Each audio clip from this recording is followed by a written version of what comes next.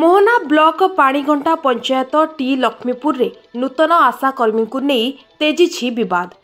किछि मास हेबो टी लक्ष्मीपुर गाँव में आशा दीदी पदवी खाली पड़ता, जहां नहीं स्वास्थ्य विभाग पक्षरु विज्ञप्ति प्रकाश करा जायतिला, जहां नहीं गाँवर दुई महिला ममता नायक और सीमंजली मल्लिक आवेदन करिसेंती।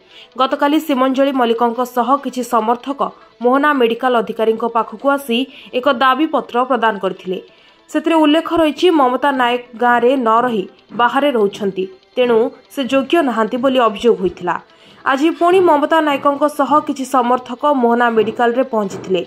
मोहना मेडिकल अधिकारी को भेटी एक दाबी पत्र प्रदान करिसेंती।